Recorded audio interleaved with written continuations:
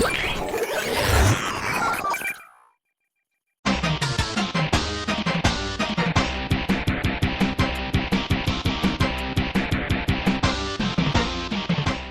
everyone, and welcome to the Vookcast, Australia's Nintendo podcast.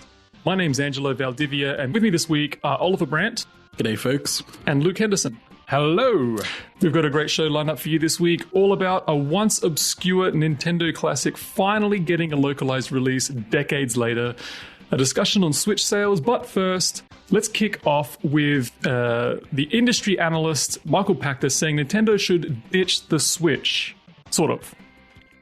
So over the weekend, there was a big story that kind of blew up and took Twitter by storm amongst the Nintendo/gaming circles about Michael Pachter suggesting that Nintendo should, quote, get rid of the docking station, get rid of playing on the TV, end quote, and instead sell only a handheld version of the system, basically the Switch Lite. And he also suggested that if people wanted to have a big screen option, they could Nintendo could offer something like a casting device, kind of like, Amazon's Firestick or Google Chrome or something. That's not Google Chrome. What's it called? Chromecast, that's it. The Google Chromecast, something like that. So you can just cast your device to the TV and play that way, which in a sense sort of makes a bit of sense. Guys, how do we feel about this one? I know there's been quite a few opinions in the Discord and even in the Vook Slack. Oh boy. So this is one of those things where it's like, I don't know if Pachter genuinely believes this or if he's just trying to get attention. There's sort of like a long history of analysts, much like him, saying outlandish things about the Switch to get eyes on their stuff. I don't know. I think it's a ridiculous concept to get rid of, the one thing that makes the Switch what it is. Like, as we know from like Nintendo's own like statistics, like people are playing, in docked mode. I mean, I use docked mode every day, but like I'm a bit of an outlier because I have to for Vook's coverage. But I mean, I have a Switch Lite. I have my main Switch. I mean, I'm perfectly happy with both of those devices, but like, if I had to choose one, it would definitely just be the dockable Switch. It's just so much more versatile. Well, I'm much the same way in that. I mean, I play a lot of handheld, not for the past 6 months because I've been locked inside, but whenever I'm traveling to or from Melbourne, my Switch is with me and I'm playing in handheld. But when I get home, I dock it and I get comfy and I relax into my game. And in all honesty, if we're getting rid of the one thing that makes a Switch and being that you're able to, play it how you want, it's no longer a Switch. It's, a handheld. It's now the Game Boy Advance squared or something. Yeah, I mean, I'm a little indifferent to the suggestion. I mean, a lot of people tend to rain fire on Michael Pachter's opinions and things like that. But like at the end of the day, like he is an analyst. I think he's more just commenting on just ways that the industry could shake things up a bit more, which is probably the reason why a lot of people seem to get fired up over it, because it does sort of, break the norm of what's already happening. And it seems kind of radical that Nintendo get rid of their home console and focus only on a handheld. But in a sense, I can sort of see what he's saying there, especially when you think about the fact that Nintendo doesn't have a dedicated console or dedicated home console or dedicated handheld console like they have had since they first entered the gaming market, really. And the idea of having a casting device instead kind of frees things up a little bit, I think. It means that you wouldn't have to have like an actual dock to then connect to a TV. You could just connect to a TV like you would with your phone. You could do it, on the fly. You wouldn't, if you don't have a dock, for example, you can't connect to a TV. But if you have something like a Fire Stick or a Chromecast, then you can just connect to it any which way. Like it's so much more simpler and things. So I can sort of see both ways with how it would benefit Nintendo. But the reason why I wanted to bring this conversation up is because I wanted to go a little bit into this Nintendo sales figures at the moment. So if we think about it, like I mentioned before, Nintendo has always had like two main pillars to their financial strategy. They've always had the handheld market and a home console market since the 80s. And since 2017, those two markets have basically been consolidated, and definitely so with the 3DS, being effectively killed at this point. So now if we look at the Switch sales figures, we've got 65 million units worldwide that's the current figure for Nintendo Switch consoles, and that's in 3.5 years. Switch Lite has sold just under about 9 million as of June 2020. So I'm not sure if that's actually, if the 65 million units is combined with the Switch Lite sales. So if we want to be generous with the figures, we could say that, that's 75 million or 74 million all up. Okay, we can just be generous with that. Going by comparison of that same amount of time, 3.5 years, the Wii had sold over 52 million. And the DS in that same time period had sold 77 million. That's a combined 129 million units sold in the same time period compared to what the Switch has currently with about, roughly 74 million. So that's like a 50 million unit difference, which is huge. Like that's a lot of money that's kind of missing from what Nintendo could be doing.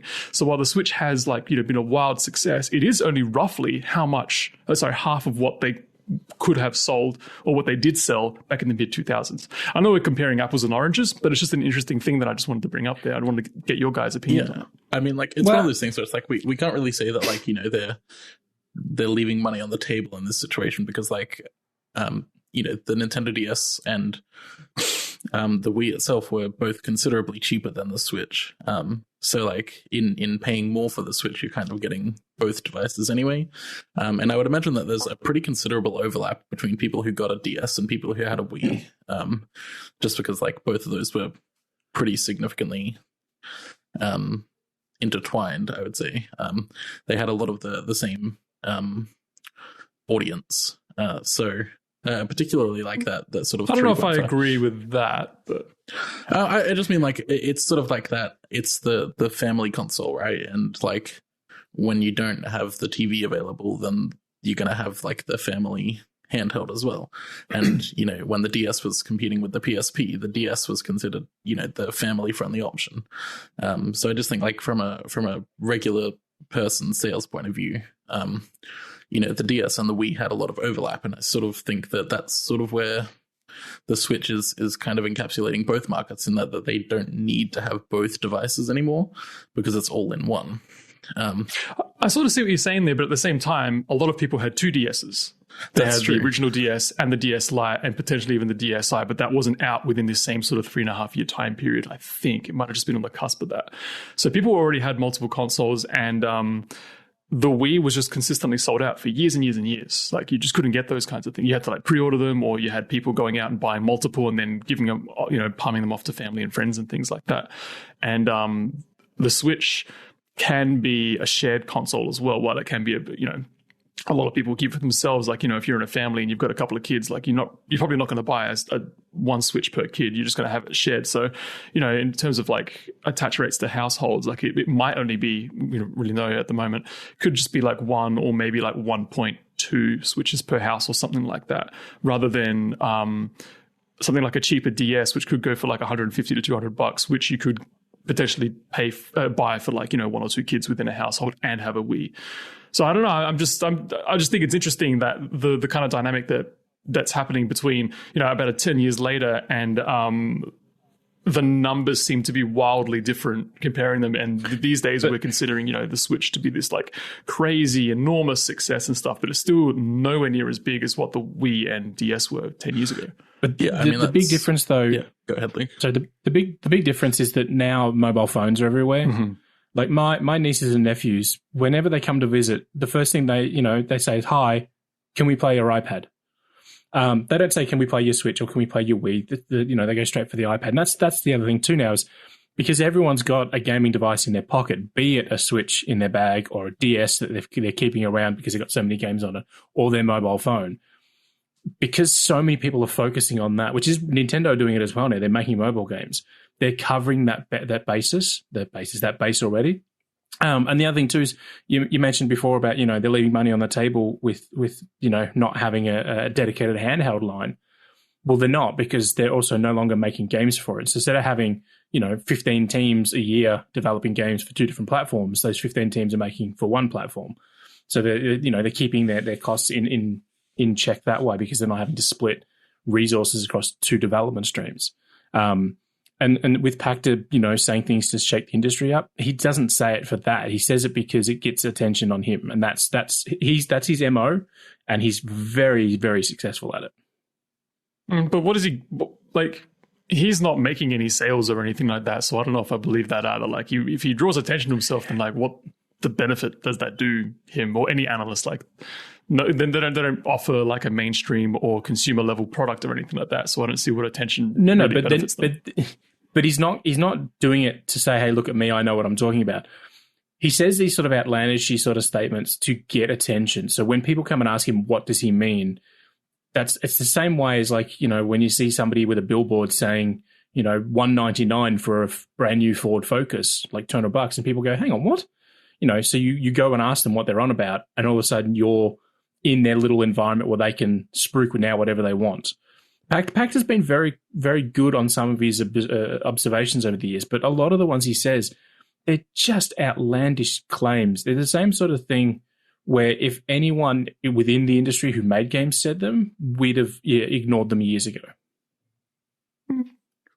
Yeah, I mean, it's like the thing is, right, like at the end of the day, they're analysts. So they're, people in like, I don't want to be like too disrespectful to the field, because like financial analysis is like quite a difficult and well-respected field. But like at the end of the day, it's a bunch of guys sitting at the top of ivory towers, like making predictions based off imaginary numbers. Like there was an analyst, I can't remember who it was, but there was an analyst that was like getting some attention on Twitter for, predicting that Sony's PS5 was going to sell, 200 million units in like the first 2 years. And I was like, obviously that's not really possible in the slightest. Like, that's an insane amount. But like, it's the kind of thing that like at a surface level, a lot of these analysts can come in with these predictions that make sense on paper, but aren't ever going to translate into the real world. And I don't think like Nintendo is really interested in giving up the sort of the TV play experience.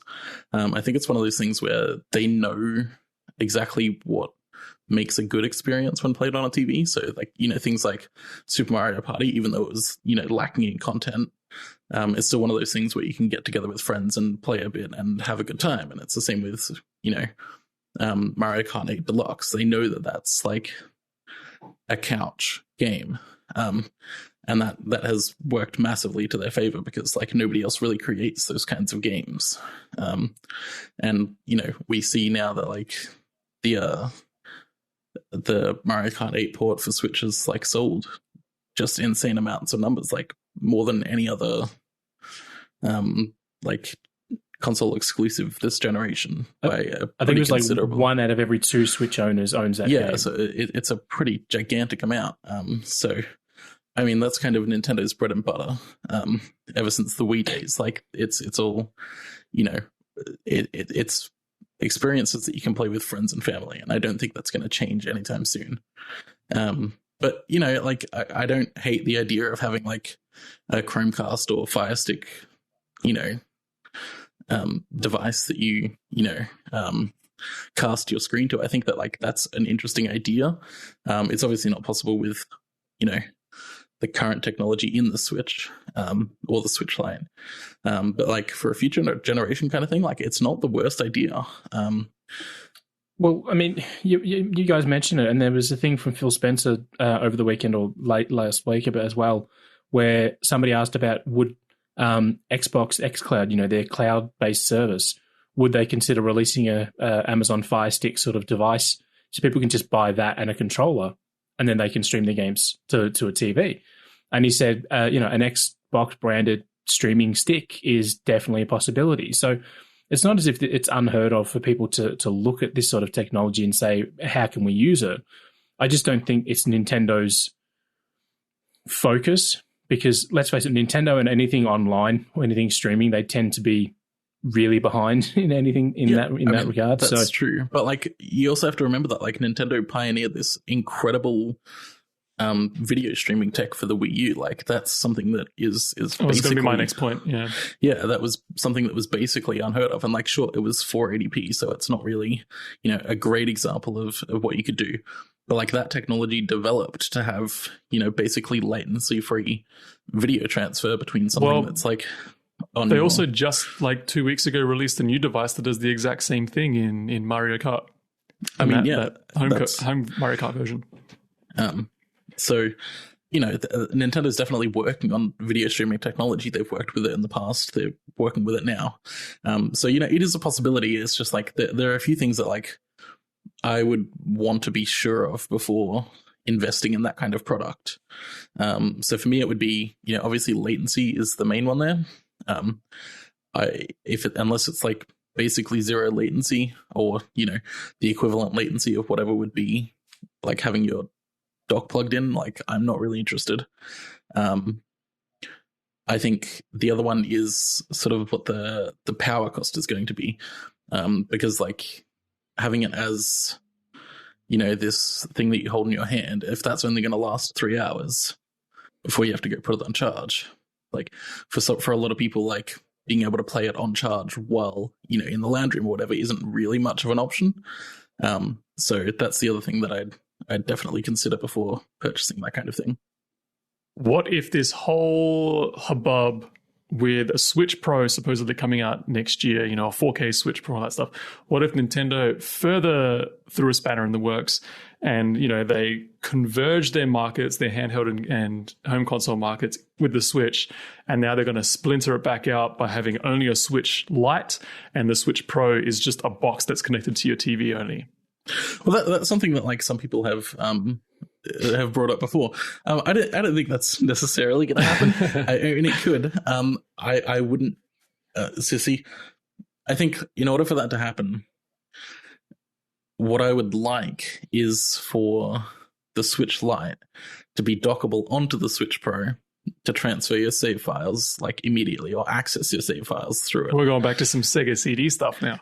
Yeah, exactly. But basically just like, you can slap your Switch Lite into it and then like all your save files are on the Switch Pro, or, vice versa. Because I think like really the beauty of the Switch is that, you can just pick the Switch up out of the dock and continue playing. And I think anything that's like sort of compromises that at its core is probably not something worth pursuing. But again, like Nintendo is a wacky company that does whatever the hell they want. So who knows? Maybe eventually they'll make it so they'll just have a dock that just has a billion ports to it, and you just hook up every Switch imaginable into one giant, like enormous Voltron Switch, and then that's the 4K Switch right there. It's just 8 other Nintendo Switches all connected up together.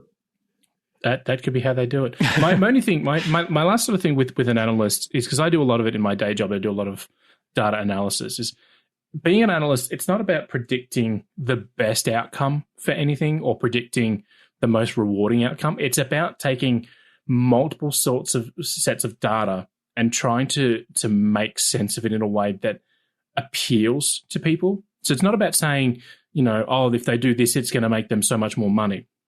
No, it's about saying that if they do this, this could happen. And then you have to provide sort of evidence as to why that would be the case. And again, like Pachter's very good at doing that sort of thing. He had a show when Game Trailers was actually a site, not just a YouTube channel. What was it called? Pack Attack? Pack something like that, yeah. And people would ask questions, and he would deep dive into them. He did like 1 or 2 questions in an episode. He would deep dive into them, and some of his insights are actually really good, but he just makes the outlandish claims every now and again. So whenever you see an analyst, you have to remember that they're taking multiple sets of data that may not make sense to anybody until they connect point A from one to point, T from another. And then they go, okay, well, if these two line up, that means everything else down the line lines up, in this train of thought. So anytime someone talks about data analysis, it's an interpretation of data. It's the same way that a reviewer, that's their opinion of the game. It's not the gospel of that game. It's just their opinion of it. So anytime you see an analyst, just, big grain of salt with that thing, because you never know what data they're looking at to come up with that conclusion. To finish things off with this discussion, Nintendo Life actually has a really interesting poll that I wanted to bring up. With 16,915 votes, they had a range of options split among percentages of how much you might play your Switch handheld or docked. So their highest voted option was 90% docked, 10% handheld, and that was 18% of voters selected that one. So almost a fifth of 16,000 or almost 17,000 people who voted selected that one. 100% docked, though, was only 8%. And people who only have a Switch Lite was down to 4%. So there's quite a wide margin there. But the other options there, 50%, 50%, either way, 60-40, it's pretty well split.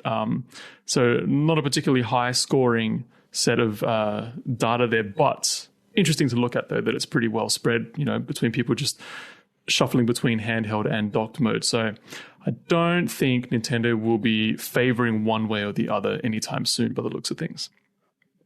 No, the Switch Lite is too successful for them to just abandon its core reason for existing. All right, moving on. Let's turn our attention to Fire Emblem. Not Three Houses, not Fates, not any of the recent ones. We're talking about Fire Emblem, the original from 1990, the one that was only released in Japan. So Fire Emblem for the Famicom, the entire series actually was only released in Japan up until 2003, when Fire Emblem, the Blazing Blade, was finally brought to the West on the Game Boy Advance. But before then, the West hadn't really played any of these games, and it was kind of weird seeing these characters from this really obscure Japanese game popping up in something like Smash Brothers. But then, Marth and Roy became some of the most popular characters in Smash Melee on the GameCube at the time. But since then, the series has steadily grown and more popular. And Fire Emblem Three Houses last year was actually a really, really popular game amongst a lot of anime fans and things like that, and strategy fans. But now we're finally getting the original Fire Emblem completely localized in English, coming to Switch on December 4th for $9 on the eShop, with also a limited physical run, which was available for pre-order at EB Games, but sold out pretty quickly, which is a shame because it actually looks kind of sweet. It had a really cool art book and things like that in there as well. This is sort of in time for kind of scrapes by in time for the game's 30th anniversary, but, I don't know if anyone was really holding out for that kind of thing. But the game, interestingly enough, will have quick saving and reloading and rewind and fast forward features, much like, your typical kind of emulated experience that you would expect on something like the Switch's SNES and NES apps. But I do want to also stress that this is another timed release, which then goes off the shelves on March 31st next year. So that's something I'm going to circle back to later on. But guys, how do we feel about this one finally coming out? Is this a Fire Emblem game that you have been holding out for? Virtually no. I don't hate Fire Emblem. I think it's a great little series. It's not specifically my thing, but I've played a bit of Awakening. I've played a bit of Three Houses, and generally enjoyed myself with both of those things. I don't know. I think was anybody really asking for this? That's why I think it's interesting that people are like, game's 30th anniversary. It's like, oh, okay, sure. Yeah, it's this game, we can say this is the first time it's ever released in the West, and that's kind of true. But also they did remake it for the DS. And I think it was 2007 or 2008. Oh, I missed that. So it's not like this story hasn't been told in the West. This is something that is available, maybe not easily available to play, but it's something that people have played before. I don't know. I still laugh at the. Yeah, go ahead. No, I was going to say I still laugh at the trailer that Nintendo released. They made fun of the fact that the game hadn't been released when they were showing Smash Brothers footage, and then in the press release it says that it is now officially available in English. Yeah, because the game got fan translations for years because people wanted to play this game. So I just thought that was interesting that Nintendo themselves were sort of poking fun at the fact that this game hadn't made the jump before in its original format. Well, when are they going to turn their attentions and finally release an officially English version of Mother 3? Well, I mean, like, sort of anything's on the table now, right? Is it like this is like the first time they've done this? I'm sure that'll be I'm sure that will be a limited run as well. That's really going to make people mad too. The Mother 3 English edition will come out the same time that Pachter's Switch streaming console does. But like, just on the price, like, it's $9, which, like, you know, I can't. That's a really good price with that. Like, it's a pretty good price. Is a little bit dampened by the fact that it's free on the Japanese Nintendo Switch Online app. So they've already got this and it's already available there.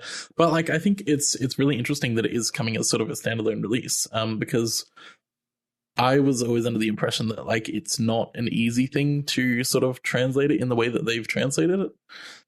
They can't just, like, you know, edit the ROM. It's not something that you can just easily do. So the fact that they've got this makes me think that they're probably using technology similar to what they did in the Super Mario 3D All-Stars release, where it's sort of like running the game in an emulator, but like running live translation scripts on everything as it goes. Because that was something that, like, sort of Nintendo had done in the Super Mario 3D All-Stars port, in that, like, there was a lot of stuff that was sort of like inserted after the fact in real time, using their special scripting language in the emulator. So, like, I think that's probably what's going on here, and I think that's probably why it's not just, like, you know, translated and shoved into the NES app. But yeah, for $9, like, you can't really complain. It's about the price that an NES game would go on the old Virtual Console. So I was just gonna make a point to your statement there about why it's not included in that. I'm thinking maybe they thought they would, you know, be a premiere access sort of thing for the Switch Online, and then they saw how well Mulan went for Disney Plus, and they went, no, we ain't want no part of that. But yeah, I mean, obviously, like, the biggest concern with it is the timed release, because God, Nintendo's got to stop doing this. I don't understand it. This is what I wanted to bring up as well. So we've got, how many games do we have now that are or were supposed to be timed releases? Tetris 99 was one of them, right? And that came out early last year. I think Tetris 99 is also always supposed to continue running for basically forever. Right. Okay. And that was 2018 anyway. That was about a year. Right. Okay. For some reason, I had in my head that was a timed release. Then we had the jump rope game, which is no longer timed. That's still on the store, right? Yep. Yep. So that's still going. We've got we've got Super Mario 35, which is supposed to leave on the 31st as well. Yep. We've got Super Mario 3D All Stars. That's also leaving around the same time too. So there's this one magical date that Nintendo is releasing all their games, and that's cuts off at that date specifically. So I'm really curious to know what this plan is, what they're trying to do here. And now it's because on the 31st of March, Nintendo will be shutting down. The company will be no more. 1st of April. Yeah, okay. There'll be Nintendo. Pachter didn't see that one coming. No. See, my first thought here was, like, it's a little cynical of me to say, but, like, my first thought was, like, March 31st. That's the end of the financial year for Nintendo. Get as much sales in during that time using, FOMO, or fear of missing out, and hope for fantastic numbers. Like, it's probably not that. It's probably just Nintendo being weird, as Nintendo does. But, like, man, it's such a silly decision. Like, it's costing you absolute pennies to continue to host, like, this. Well, it's going to be like less than a megabyte ROM, basically, for no, I think it was about 35 megabytes. Really? If the eShop listing is right, it's about 35. All right, so 35 megabytes. Like, that's costing you nothing. It's just insane to be like, here's 35 megabytes worth of data that you can just only download until, March 31st. There's no reason for that. It's the same with 3D All Stars, and it's the same with Super Mario 35. I mean, I could kind of understand it with Mario 35 because, you have to, keep the servers running and all of that stuff. But, like, even then, it's not going to cost that much money to do it. And it seems like a weird choice. Well, like even something like Super Mario 35, like they're not running Destiny. Like it's not this huge like games as a service type thing. It's a very minuscule amount of data, and it's only 35 people that you're playing against anyway, which wouldn't be too much of a strain. Yeah. So sorry, Luke, go on. No, I was just saying it's 34 people you're playing against. Sorry, you're the 35th. But yeah, with like Super Mario 3D All-Stars, you could say like, it's taking up server space, and it's like, yeah, but like, what about all of the other Nintendo games that are taking up server space? Like, Super Mario Odyssey wasn't taken down after 6 months because, we want to free up some space on the server. That's not going to happen with any other game. So it's just... Yeah, I don't buy any argument that says anything about server space, because they've opened and operated an online store. Like that's just par for the course. Like that makes no sense to be shuffling games in and out of the service. Yeah. And honestly, from someone who's dealt with this before as well, spinning up extra storage on a server is, if you're doing it through cloud-based, it is so freaking easy. It is ridiculous. And if you're doing it through physical, like actually inserting a hard drive, that doesn't cost an arm and a leg. Yeah. It does not cost so much money. It's but my thing is like with these release dates is maybe it's the whole FOMO thing. Maybe they're like, no, we want to do it, the other way to really force people to buy into it. But the fact that, if it was just Mario 35 and 3D All-Stars that both had the 31st cutoff, maybe you'd say, they're only doing it 6-month intervals. But this isn't 6-month interval. This is a 4-month thing. December through the end of March is just under 4 months. So maybe they're considering doing other things. Maybe they want to do limited releases for their older games to drive people towards their newer products. Get people on the old ones, say, hey, remember this game that came out 20 years ago, 30 years ago? Relive the memories of them. And now, once you've done that, go to these new experiences.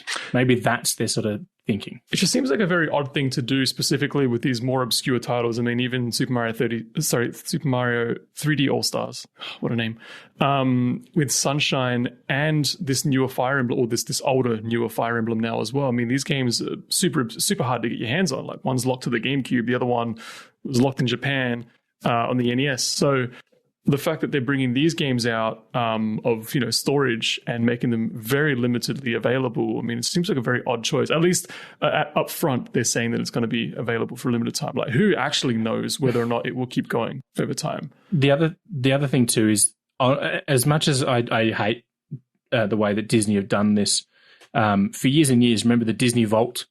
The Little Mermaid would come out on VHS every 3 years, or DVD every 3 years. And, there'd be an ad, grab the Little Mermaid before it gets locked back in the vault. You'd be like, okay, I mean, I've got to get it because otherwise I won't be able to buy it, And it was always this big thing about, okay, it's only around for a limited time. Get your copy. It will come back again, but, it may not be the same version. It might have extra features, might have this or that.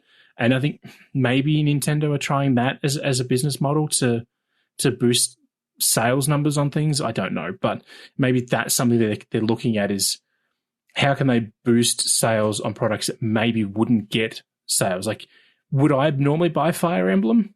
No, because I don't care for the series at all. It's not my thing. But if it's $9 and it's only around for a few months, maybe I'll pay the $9 and buy the game, just because that way I have it if I want to play it. Whereas come April 1st, if I decide I want to have it and don't already own it, I'm out of luck.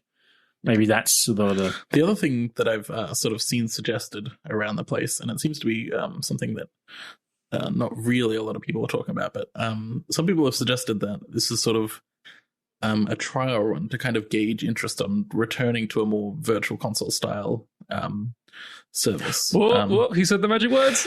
Virtual console. So it's a very real possibility. Like it's possible that Nintendo is experimenting with who would actually buy these things. I don't necessarily know if that's true. But I mean, I wouldn't agree with that one. Purely because 3D All-Stars is in shops. Well, if it was just like a digital-only release, then that would have some weight to it, that sort of argument. But because it's a retail release, it tends to discount it, in my opinion anyway. Yeah, but we could just look at the retail release as something special that they did for the 35th anniversary. So it's we could be as people have suggested that, there'll be a virtual console app and then each of the games that you want for it, instead of them, clogging up the eShop, would become like a Game Pass type of thing. You subscribe to it. Or a DLC that you pay for individual titles. I just had a thought, Ollie. You mentioned before about the live translation that Super Mario 3D All-Stars was doing, like the live asset replacement, stuff like that. That's NERD, right, that did that? Yeah. Yeah. So for those that don't know, NERD is the Nintendo European Research and Development or Research Division. They're basically, they're nerds. They're nerds that work for Nerd. And their big thing is that they're the ones that have done all the sort of emulation for Nintendo Switch Online. So if you remember on the Wii U, the emulation for the Virtual Console games was not the best. The folks at Nerd were given the task of fixing it, and they've done a phenomenal job with the games that are available. I don't know how big the team is. That may explain why we only get 3 games every 3 months. But maybe that they started developing this technology for Fire, and they used Fire Emblem as their test case. And maybe that's why this game's popped up out of nowhere. Maybe, they took an old game to see if it would work on something, older than the Nintendo 64. Maybe that's how this game came about, because they did have, or they were supposed to have in Japan, the Fire Emblem Expo 2. They had one last year. They're supposed to have another one this year. And it was sort of a celebration of all things Fire Emblem, concerts and merchandise and all sorts of stuff. And it obviously got cancelled. And I can't imagine Nintendo sitting on this announcement for 6 months, because I think that was supposed to be in April. I can't imagine them sitting on this for 6 months for a virtual console release of a game. It just makes no sense. So maybe this was just something that somebody did at Nerd, and it just sort of spun out into its own thing. I don't know. Just going back to the limited release thing, I just remembered, I'm thinking back to interviews with Reggie Fils-Aimé before the Switch came out, when Nintendo just had not said anything about what their plans were for online or anything like that. And I remember that he was saying something along the lines of that their online service was going to include games that were available for a limited time, for something like a month or something like that they would cycle through, and you would have the option to then purchase the game at a discounted rate before it left the service. So this is obviously an idea. Limited release is definitely something that they have kept in the back of their minds for many years now. Yeah, so that was the original plan for what eventually became the Nintendo Switch Online SNES and NES snaps. But they haven't removed any games from that service at all. No, they changed their plan after sort of like a lot of backlash about why does it need to be like that. So yeah, it's certainly something that they could look into, like having these games sort of like cycle through in 6-month lots or 4-month lots, as we see with this one. Oh, well, that's the other thing too. That's what Game Pass does. Game Pass puts a game on there for a couple of months. If you buy it, you get a discount on it, and then after a while, it goes away and you can't play it anymore. But I don't think any games have actually come back to the service. But that's what Game Pass was doing. Exactly what Reggie was sort of saying. What you were saying, Angelo, is that they only ran for a limited time. Well, maybe this is Nintendo's way of testing about. Maybe that could be their new way of going forward with some of their old games. Yeah, but Netflix also does something. All the streaming services do something similar. But the difference with that, though, I think, is that you're well aware of the fact that you are basically renting those games. You're paying to subscribe to a service, and you have access to those games for a certain amount of time. And a good chunk of those games stay on the service, like a lot of Microsoft's first-party games stay there, but then other publishers cycle through and things like that. So there's already that kind of expectation to do it, whereas Nintendo, this is their own games. It doesn't make any sense for them to be removing it from their own service. But yeah, just some very quick final thoughts that I want to get from you guys. Do you think that we will get any more limited release announcements between now and 31st of March 2021? Are there any other games that are going to get announced that will get removed by that date? The original Kirby. Yeah, I could definitely see it happening. Nintendo doesn't really talk a lot, or this year at least they haven't really talked a lot about their plans going forward. And we just sort of get these things like randomly announced on Twitter, or in this case, leaked the night before on Nintendo Korea's website. So I could definitely see it happening. Hopefully it's more in the next couple months rather than, March 1st, we get a game that goes away on March 31st, because that would just be really frustrating and stupid. What about you, Luke? I mentioned this a few episodes back about their 2-monthly cycle that they've been doing this year. Yeah. So they announced something, and within 2 months it's out. And this fits that cycle. They announced it, last week, like a week ago now or so.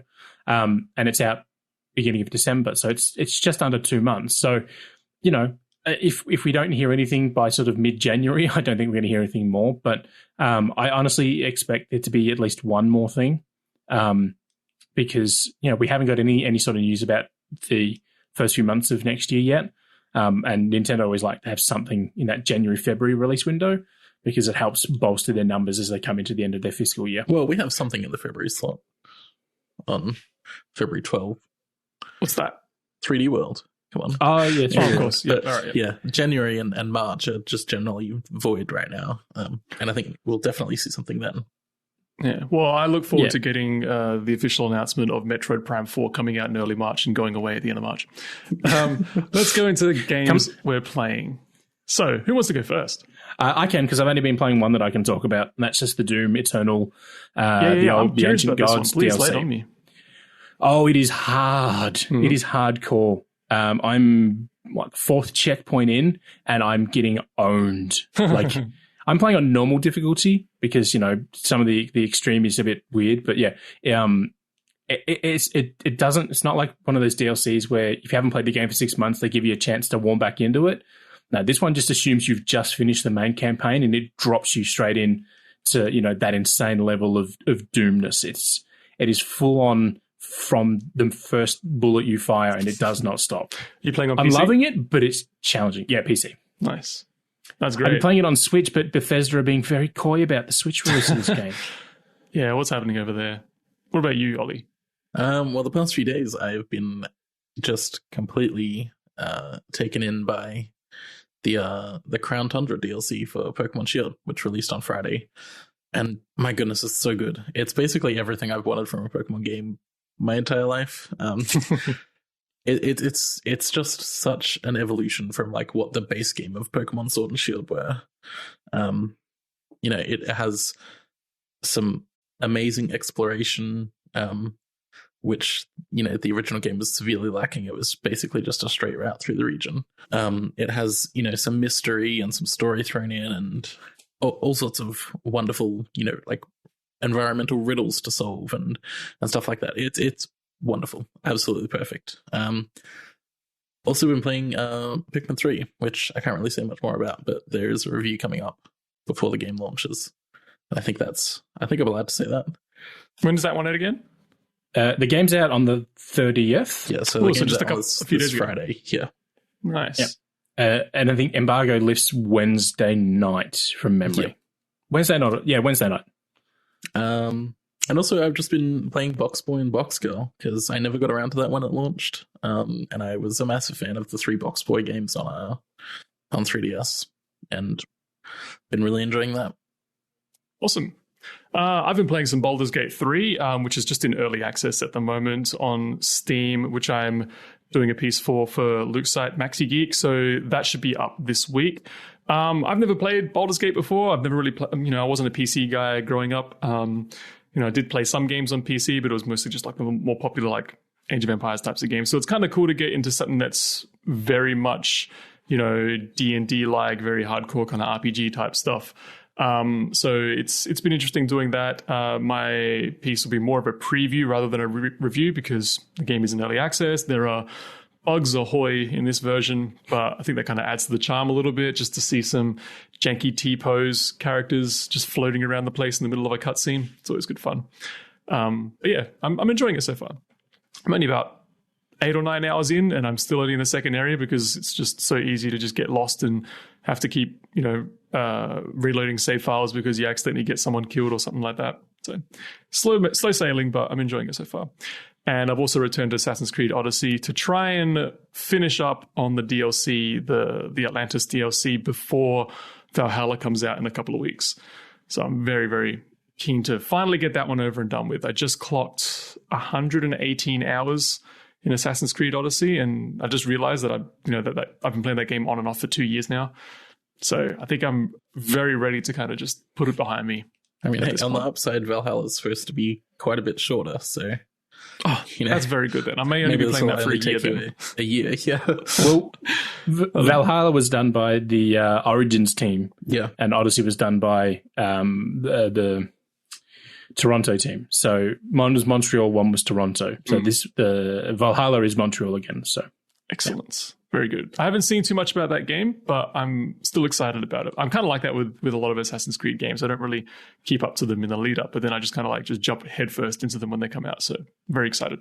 Well, they've got officially licensed hoodies and shoes this time. So that's always good. Yeah. But if you want more Greek monsters, gods and monsters, hang on, what's it called now? Phoenix Immortals. Rising. Immortals Rising, yeah. Phoenix Immortals, something like that. Pick one. Yep. Very, very quickly, something that isn't in the show notes is just a quick revival of the eShop recommendations. We've pretty much done with this section. It kind of became redundant when we were just recommending the same games over and over again because they were the only ones on sale. But I do want to make mention that Ni no Kuni is currently on sale on the eShop by surprise. There's a huge surprise to all of us on the Vookcast team yesterday. It's down to about $15 on the eShop, which I think is something like 83% off. So it's down from like $89 down to $15. So someone like me, for example, who, surprise, surprise, never played a Ni no Kuni game before, this is probably the best time to really jump in on it because, it only just got released last year and it's the remaster of the original from 2011. No, the Switch version is not the remaster. It's just a port of the original. Sorry, it's the port. Right. Okay. Yeah. But still. Yeah, no, Bandai were really tricky about their wording on that one. Right. They refused to say for so long if it was the remaster or not. So it caught a lot of people by surprise that it wasn't the remaster, but it's still a good game. Yeah, and for $15, like a pretty hefty JRPG with the art of Studio Ghibli, like go for it. Sounds great. Yeah. But let's quickly go. I've played it on 2 different platforms previously, and I still bought it when you put the link in and said that it only costs $15. So yeah, absolutely get on it. Let's quickly go into the Fortnite forecast. We've blasted through this episode so far. It's quite nice. Fortnite forecast. So between today and the 9th of November, which will roughly be the time that we record the next episode. So today being the 26th of October. On October 27, we have Ghost Runner still to come, and Old World New and Tasty, which were mentioned in the last episode, and Pikmin 3 Deluxe as well is soon to come out, and you can look for Ollie's review on the site, vooks.net, later on this week when the game is out. But on November 3rd, we've got Jurassic World Evolution, Bakugan Champions of Vestroya? How do you pronounce that? Vestroya. And that's that weird one, Nintendo. They did that Treehouse thing. Where everybody got like whatever the game was about it, and then it was just a Bakugan game. Yeah. It was the weirdest thing. It was just a Bakugan game. But it is Way Forward, the developers for this one. Yeah, and Way Forward have a pretty good track record. So here's a little fun fact about Bakugan for me. When Bakugan was a thing in like 2007, when it just like came on the TV, or it had been out for about a year or something like that, and I was at university and I had learned about it about a year after it started being a thing, that was the moment that I realized I was no longer a child, because there was a fresh new anime with toys and stuff that kids were playing that I had no idea about and did not understand whatsoever. I felt so old at the ripe old age of 19. On November 6th, we have Descenders. And there's something interesting here written in brackets in the run sheet. So let me just mention Descenders first. Descenders is the procedurally generated downhill biking game. Every time you jump on the bike, it'll be a different mountain path to try and or series of paths to navigate down, and it's all about getting to the bottom as fast as you can on paths with obstacles in the way that are different every single time you load into it. So it's going to be one of those sort of rinse and repeat games that I think will grab some people really well, and other people might get a bit annoyed with it. There is a similar game at the moment called Lonely Mountain Downhill from Thunderfall. It's not procedurally generated, but it is a very similar concept. The big difference is Lonely Mountain, you're looking at the mountain, whereas with Descenders, you're looking down the mountain. So the other one that's in brackets there, I put it in there. So Need for Speed Hot Pursuit Remastered is out on the 6th for all the other platforms but Switch, just in case people saw that, Need for Speed's out on the 6th. The Switch gets that a week later on the 13th. I just wanted to highlight that for that day. Fair enough. No, that's cool. Yeah, so in that case, we'll probably have something to say about it, or someone on the show who can say something about it next episode in that case. Now, just as a quick heads up before we wrap things up over here, this is episode 198, which means we are 2 episodes away from episode 200. So that one should roughly be around the end of November, towards that time. We have a couple of things planned for that one. It will be a 20-year retrospect on the Vooks site in general, because Vooks.net just celebrated its 20th anniversary a couple of weeks ago. So we'll be bringing in some people who have contributed to the site over the years.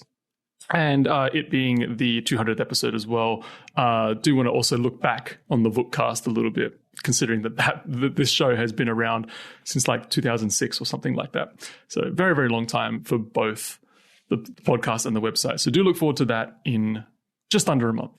But that about wraps up this week's Vookcast. Be sure to head to the site, www.vooks.net, for all your Nintendo news, reviews, and everything in between. To keep up to date, follow the site on Twitter at vooks.net, all spelled out, or jump over to our Discord at it.ly/VooksDiscord. Ollie, where can people find you? You can find me in said Discord or on Twitter at Chocobalt, CHOCOBALT. Can you also give a quick heads up about your new video series? Yeah, so we do have a new video series. It's called Book Club. It's a book club, but for games. Our first episode is out now and available on the Vooks.net YouTube. And I think it's a fantastic first episode. I'm really looking forward to seeing how the series plays out, and developing it further. We've decided we were originally planning on going bi-weekly on this, so sort of, a slot in between the Vookcast, but it's just not viable. The amount of work and time and effort that goes into it just means that a monthly series is much more viable for us.